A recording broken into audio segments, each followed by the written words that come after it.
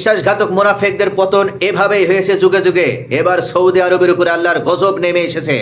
একের পর এক ইয়েমেন এবং ইরাক থেকে ছোড়া ড্রোনের ঝাঁকে ঝাঁকে আঘাতে খণ্ড বিখণ্ড হয়ে যাচ্ছে, টুকরো টুকরো হয়ে যাচ্ছে মোহাম্মদ বিন সালমানের বিশ্বাসঘাতকের সিংহাসন। তাদের গুরুত্বপূর্ণ তেল স্থাপনাগুলোতে দাউ দাউ করে আগুন জ্বলছে। যারা মনে করেছিল আমেরিকা এবং ইসরায়েলের পাশ এটা দালালি করে তারা ক্ষমতার মসনদে টিকে থাকতে পারবে, অবশেষে তাদের সেই মসনদ এবার কাঁপিয়ে দিল ইয়েমেন এবং ইরাকের এই বিদ্রোহী গোষ্ঠীগুলো। এদিকে ডোনাল্ড ট্রাম্প আবার মিথ্যাচার করেছে।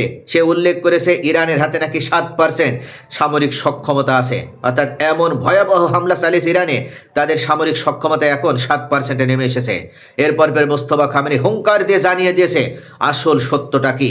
আর এক বড় শয়তান ইসরায়েলের নেতানিয়াহু, সে আর এক বড় শয়তান ডোনাল্ড ট্রাম্পের কাছে ছুটে গিয়েছে গুরুত্বপূর্ণ বেশ কিছু বিষয়ে বৈঠক করার জন্য। আজকের এই ভিডিওতে আমরা এই পয়েন্টগুলো নিয়ে আলোচনা করব, কেন এবং কোন বিষয়ে আলোচনা করার জন্য এই দুই ইবলিস অবশেষে হোয়াইট হাউসে মুখোমুখি হচ্ছে। প্রথমে আমরা বিশ্বাসঘাতক মুনাফিক সৌদি আরবের কথাটা বলি। ইয়েমেনে গতকাল এই সৌদি আরব রিকনেসান্স ড্রোন পাঠানোর মাধ্যমে গোয়েন্দা নজরদারি এবং লেজার গাইডের বোমা নিক্ষেপ করার চেষ্টা চালিয়েছিল, কিন্তু আশ্চর্য এসএম সিস্টেম ব্যবহার করার মাধ্যমে ইয়েমেনের এই বিদ্রোহীরা তারা অবশেষে এই ড্রোনগুলোকে পাকড়াও করে এবং মরুভূমির উত্তপ্ত বালুতে ধ্বংস করে দিতে সক্ষম হয়। সৌদি আরব মনে করেছিল তারা সারা জীবন দালালি করবে, পা চাটবে, গোলামি করবে এবং ইসরায়েল এবং আমেরিকা তাদের উপরে নিরাপত্তার চাদরের মতো তাদেরকে নিরাপত্তা প্রদান করবে, কিন্তু এই মুহূর্তে তাদের সেই ইরানের আঘাতে তাদের বাপেরাই খণ্ড বিখণ্ড হয়ে যাচ্ছে। বাপেদের সেই নিরাপত্তা প্রদান করার এয়ার ডিফেন্সগুলো টুকরো টুকরো হয়ে গেছে, অর্থাৎ তাদের বাপেরাই এখন প্রাণ নিয়ে পালিয়ে যাচ্ছে। আর কিভাবে তারা সৌদিকে নিরাপত্তা দেবে? ইসরায়েল এবং আমেরিকা তারা অবাক হয়ে যাচ্ছে, ইরান এত শক্তি কোথায় পাচ্ছে। মিডিয়া ব্যবহার করে, এমনকি তারা ইরানের গুরুত্বপূর্ণ স্থাপনাগুলোতে হামলা করেও, একের পর এক শক্তিশালী বোমারু বিমানগুলো ব্যবহার করেও হামলা করার মাধ্যমেও তারা ইরানকে কোনোভাবে দুর্বল করতে পারছে না কেন? ঠিক সেই সময় সৌদির উপরে আল্লাহর এই গজব নেমে এসেছে। দীর্ঘদিন যে মুনাফিকি করে ক্ষমতার মসনদে টিকে থাকা যায় না, সেটা আরও একবার প্রমাণ হতে যাচ্ছে। এজিদের শাসন ব্যবস্থা কায়েম করার মাধ্যমে ইমাম হুসাইনকে কারবালার ময়দানে শহীদ করে যে অবৈধ ক্ষমতার মসনদে এজিদ আরোহণ করেছিল, এখনো পর্যন্ত সৌদি এবং আরব রাষ্ট্রগুলোতে সেই এজিদের শাসন ব্যবস্থায় কায়েম রয়েছে। শত শত বছর হয়ে যাচ্ছে, তবু এজিদের শাসন ব্যবস্থাকে কেউ 1 ইঞ্চিও নড়াতে পারেনি। অবশেষে এই ইয়েমেন এবং ইরাক থেকে ইরান সমর্থিত গোষ্ঠীদের আক্রমণে আমেরিকার এবং ইসরায়েলের নিরাপত্তা প্রদান সত্ত্বেও সৌদি আরবের সেই মসনদ টলে গেল। সৌদি আরবের সেই মসনদ এবার ধ্বংস হয়ে যাচ্ছে। মোহাম্মদ বিন সালমান একের পর এক তার গুরুত্বপূর্ণ তেল স্থাপনাগুলো ধ্বংস হওয়া দেখছে। দাউ দাউ করে আগুন জ্বলছে ড্রোন হামলাগুলোতে। স্যাটেলাইট চিত্রে দেখা যাচ্ছে, বিভিন্ন ভিডিও ফুটেজে দেখা যাচ্ছে কিভাবে সেখানে গুরুত্বপূর্ণ আরামকো তেল স্থাপনা থেকে শুরু করে আরও একাধিক তেল স্থাপনায় আগুন ছড়িয়ে পড়েছে। সকলেই মনে করেছিল মার্কিন যুক্তরাষ্ট্র এবং ইরানের এই ডিরেক্ট কনফ্লিক্ট সাময়িক থমকে গেলেও সৌদি আরব আবার লোহিত সাগর উপকূল জুড়ে তৈরি হয়েছে এক নজিরবিহীন যে ওয়ার জোন। এখান থেকে হয়তো আবার নতুন করে যুদ্ধ ছড়িয়ে পড়তে যাচ্ছে। ইয়েমেনের হুতি বিদ্রোহীরা সৌদি আরবের প্রধান অয়েল ইনফ্রাস্ট্রাকচার লক্ষ্য করে হামলা চালিয়েছে, জোরালো ড্রোন অ্যাটাক চালিয়েছে। হুতি মুখপাত্র মেজর জেনারেল ইয়াহিয়া সারির দাবি, সৌদির পূর্বাঞ্চল থেকে গুরুত্বপূর্ণ ইয়ানবো বন্দর পর্যন্ত বিস্তৃত ইস্ট ওয়েস্ট পাইপলাইন এবং অপরিশোধিত তেল পরিবহনের পয়েন্টগুলোতে আঘাত হানা হয়েছে, ধ্বংস করে দেওয়া হয়েছে। আরামকো তেল কোম্পানি একেবারে মাটির সাথে মিশিয়ে দেওয়া হয়েছে। এরপর পরে তৈরি হয়েছে আবার নতুন ধোঁয়াশাও। সৌদি প্রতিরক্ষা মন্ত্রণালয় দাবি করেছে সীমান্ত পেরিয়ে কেবল ইয়েমেন নয়, তাদের পেট্রোলিয়াম স্থাপনা ও রাজধানী রিয়াদ লক্ষ্য করে ড্রোন হামলা চালানো হয়েছে ইরাক থেকেও। রিয়াদের আঙ্গুল মূলত ইসলামিক রেজিস্ট্যান্স ইন ইরাক এবং কাতাবিস হিজবুল্লাহ এর মতো শক্তিশালী ইরান সমর্থিত শিয়া সশস্ত্র গোষ্ঠীগুলোর দিকে। যদিও ইরাকি গোষ্ঠীগুলো এই হামলার দায় তারা সরাসরি স্বীকার করেনি, কিন্তু বাস্তবতা হচ্ছে এই গোষ্ঠীগুলো এবার টার্গেট করে সৌদিকে মাটির সাথে মিশিয়ে দিতে চায়। রিয়াদের ব্যর্থতা ঢাকার চেষ্টা বলছে অনেকেই, তবে পুরো অঞ্চলে রিজিওনাল এসকেলেশন নিয়ে আবার নতুন আতঙ্ক তৈরি হয়ে গেল।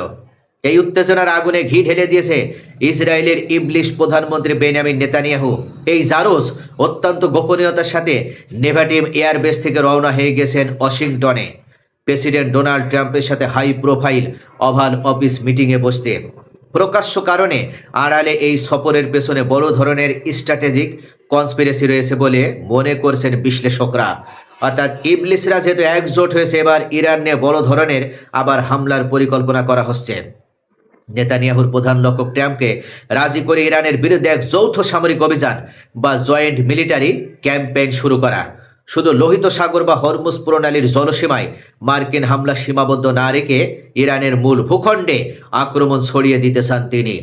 পাশাপাশি আমেরিকার কাছে তুরস্কের F-35 ফাইটার জেট বিক্রির প্রস্তাব আটকে দেওয়া এবং আন্তর্জাতিক অপরাধ আদালত বা ICC এর উপর যৌথ চাপ তৈরি করাও এই বৈঠকের বড় এজেন্ডা।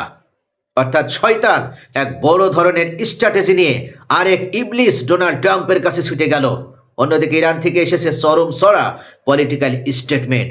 দেশটির সর্বোচ্চ নেতা মোস্তফা খামেনি সাফ জানিয়ে দিয়েছেন, রেজিস্ট্যান্স ছাড়া সংঘাত সমাধানের আর কোনো পথ খোলা নেই এবং লেবাননে ইসরায়েলি হামলা সম্পূর্ণ বন্ধ না হওয়া পর্যন্ত কোনো যুদ্ধবিরতিও আর সম্ভব নয়। বাঘের বাচ্চা বাপের বেটা এই মোস্তফা খামেনি আরও একটা বিষয়ে তিনি হুঙ্কার দিয়ে জানিয়েছেন, ডোনাল্ড ট্রাম্প তুমি মিথ্যাচার করে কি পাও? কেন তুমি একের পর এক মিথ্যাচার করে যাচ্ছ? আমরা গতকাল দেখেছি এই ডোনাল্ড ট্রাম্প সরাসরি তিনি রয়টার্সের সামনে, আল জাজিরার সামনে উল্লেখ করেছেন ইরানের হাতে নাকি সামরিক সক্ষমতা মাত্র 7% আছে। তাদের ক্ষেপণাস্ত্র উৎক্ষেপণ লঞ্চারগুলো ধ্বংস করে দিয়েছে। তাদের ক্ষেপণাস্ত্র গুদামগুলো, সংরক্ষণাগারগুলো, এমনকি কারখানাগুলো নাকি মাটির সাথে গুড়িয়ে দিয়েছে। এখন ইরান একের পর এক চাপ তৈরি করছে। যুদ্ধবিরতির জন্য নাকি ইরানের নেতৃবৃন্দ ডোনাল্ড ট্রাম্পের কাছে করজোড়ে ক্ষমা চাচ্ছে, হাত পা জড়িয়ে ধরছে। এটাই ডোনাল্ড ট্রাম্প বোঝাতে চেয়েছে। সাংবাদিকরা প্রশ্ন করেছিল কেন যুদ্ধ বন্ধ হলো 3 দিন, কেন হামলা নয়? তার উত্তরে সে উল্লেখ করেছিল, আমরা ইরানের প্রতি সহানুভূতি দেখাচ্ছি। ইরান যে যুদ্ধবিরতির প্রস্তাব দিয়েছে সেটা নিয়ে আমরা আলোচনা করছি এবং 2টা গুরুত্বপূর্ণ বিষয়ে আমরা যদি সিদ্ধান্তে আসতে না পারি তাহলে আবার পুনরায় এই বড় ধরনের যুদ্ধ শুরু হবে। কোন সে 2টা গুরুত্বপূর্ণ বিষয় সেটাও এই শয়তান ইবলিস উল্লেখ করেছে। ভ্যাম্পায়ার ডোনাল্ড ট্রাম্প উল্লেখ করেছে হরমুজ প্রণালী সম্পূর্ণভাবে উন্মুক্ত থাকবে এবং ডোনাল্ড ট্রাম্পের হাতে ছেড়ে দিতে হবে। অর্থাৎ হরমুজের উপরে দাদাগিরি করবে শুধুমাত্র আমেরিকা, এটা ইরানকে মেনে নিতে হবে। আর দ্বিতীয় গুরুত্বপূর্ণ, ইরানের হাতে থাকা যে পারমাণবিক কর্মসূচি সেটা সম্পূর্ণভাবে বন্ধ করে দিতে হবে। IAEA এবং আমেরিকার যৌথ প্রতিনিধি দল সেখানে সর্বক্ষণ উপস্থিত থাকবে, তারা পর্যবেক্ষণ করবে, এটার অনুমতি প্রদান করতে হবে। অর্থাৎ এখন একের পর এক বিভিন্ন যে গুরুত্বপূর্ণ চাপগুলো ছিল সেখান থেকে নেমে এসে এই 2টা চাপে দাঁড়িয়েছে এই ভ্যাম্পায়ার ডোনাল্ড ট্রাম্প। কিন্তু শেষ পর্যন্ত সে আর নিজেকে রক্ষা করতে পারবে না। মিথ্যাচার করার পরপরই মোস্তফা খামেনি তিনি বাঘের বাচ্চা হুঙ্কার দিয়ে জানিয়ে দিল, বাপের বেটা হলে ইরানের মুখোমুখি যুদ্ধে অবতীর্ণ হও। কেন মিথ্যাচার করছো ডোনাল্ড ট্রাম্প? এভাবে নাটক করার মানেটা কি? নাটকবাজি ছেড়ে দাও। তোমার এই নাটক এখন গোটা বিশ্ববাসী আর বিশ্বাস করে না। তারা সকলেই জানে তুমি কত বড় মিথ্যাবাদী।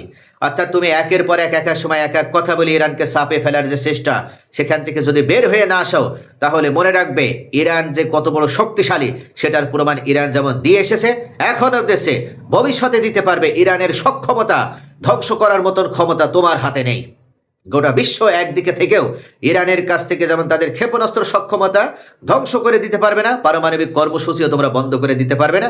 আর হরমুজ তো দূরে থাক, হরমুজ তো শুধু ইরানের। মহান আল্লাহ পাকের পক্ষ থেকে বড় পারমাণবিক বোমা হচ্ছে এই হরমুজ, মোস্তফা খামেনি উল্লেখ করে দিয়েছে। একদিকে ইরাক ইয়েমেনের জোড়া ড্রোন হামলা আর অন্যদিকে আমেরিকা ইসরায়েলের এই নতুন সামরিক ছক, সব মিলে পুরো মধ্যপ্রাচ্যের পাওয়ার ব্যালেন্স এখন এক বিপজ্জনক অগ্নিকুণ্ডের উপরে দাঁড়িয়ে। নতুন করে আবার যুদ্ধ শুরু হতে যাচ্ছে এবং নতুন করে এই যুদ্ধে এবার ছিঁড়িয়ে টুকরো টুকরো করে ফেলা হবে বিশ্বাসঘাতক বেঈমান রাষ্ট্র সৌদি আরবকে। আপনাদের মতামত কি? আপনাদের মূল্যবান মতামত কমেন্টে জানাতে ভুলবেন না। ভিডিওটি ভালো লাগলে লাইক, কমেন্ট, শেয়ার করুন এবং পরবর্তী বিশ্ব সংবাদের আপডেট জানতে চ্যানেলটি সাবস্ক্রাইব করে পাশেই থাকুন।